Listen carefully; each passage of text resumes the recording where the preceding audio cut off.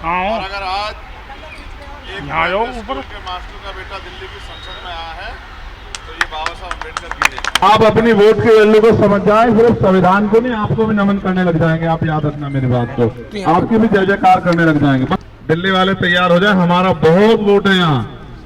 दिल्ली खड़ी हो जाएगी, सब अपने आप पैरों पे खड़े हो जाएंगे। इनको जय भीम के नारों को आप पार्लियामेंट में सुनना देखते जाओ। धर्म में तो नायक पूजा अच्छी बात है, लेकिन राजनीति में नहीं होनी चाहिए। मैं बड़ा खुश हूँ, दिल्ली की पूरी टीम ने इतनी मेहनत की जिसका सफल और सफलता के तौर पे हम यहाँ देख रहे हैं नरेंद्र। और मैं सबसे ज़्यादा धन्यवाद दूंगा डॉक्टर बाबा साहब अम्बेडकर को। जय जय जय जय जय भीम, जय भीम, जय भीम। इनकी छाया में हम यहाँ खड़े हैं।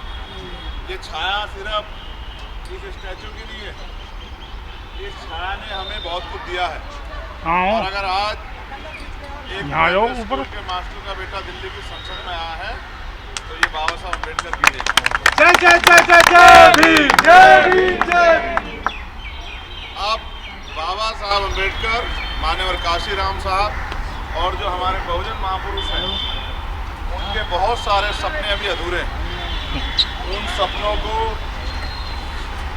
हमें मिलके पूरा करना है।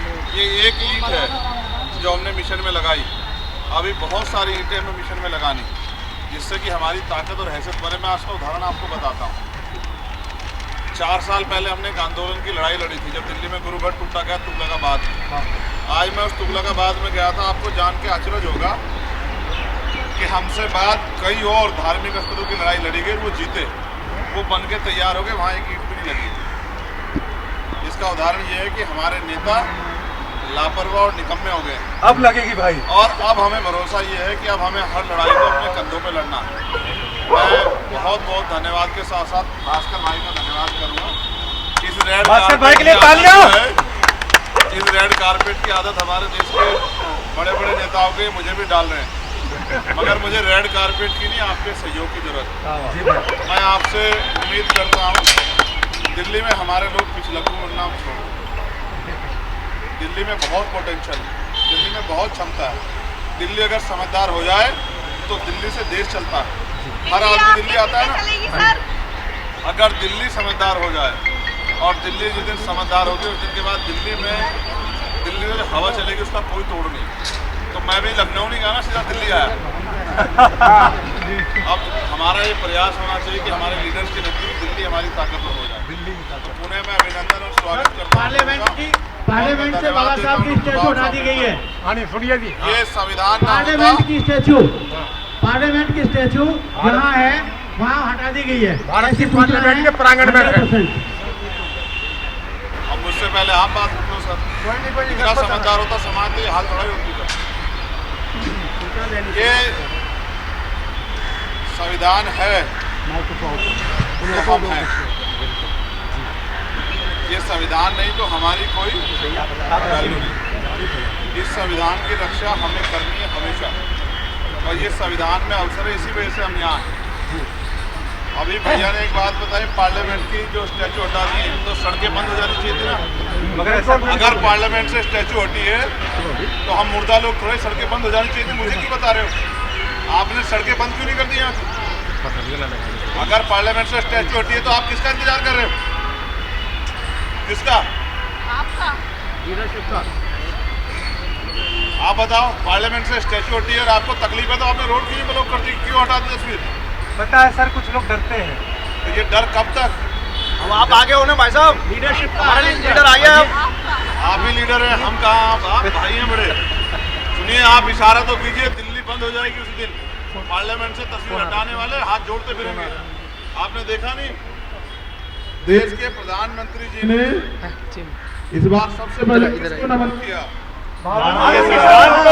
भारतीय संविधान को नमन किया ही नहीं किया। ये किसकी ताकत है? ये आपकी ताकत है, ये आपकी ताकत है। आपकी वजह से संविधान आगे ले जाओ, आगे बिल्कुल आगे ले जाओ, बिल्कुल अगर आप अपनी वोट के वैल्यू को समझ जाए, सिर्फ संविधान को नहीं आपको भी नमन करने लग जाएंगे। आप याद रखना मेरी बात को, आपकी भी जय जयकार करने लग जाएंगे। बस थोड़ा समय बाकी, चिंता मत करो। अभी तो आपने पहली बार लड़ाई ली है ना,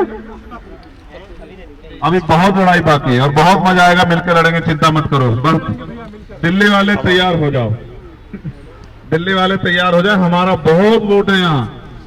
दिल्ली खड़ी हो जाएगी, सब अपने आप पैरों पे खड़े हो जाएंगे। धन्यवाद। जय भीम, जय भारत, जय मंडल, जय जोहार, जय संविधान। आप सबके लिए मंगल कामनाएं। शेखर भाई जिंदाबाद जिंदाबाद जिंदाबाद, आजाद मुझे- पार्टी जिंदाबाद जिंदाबाद। डॉक्टर बाबा साहब अम्बेडकर ने कहा है कि पार्लियामेंट में सुनना, आप इनको जय भीम के नारों को आप पार्लियामेंट में सुनना, देखते जाओ।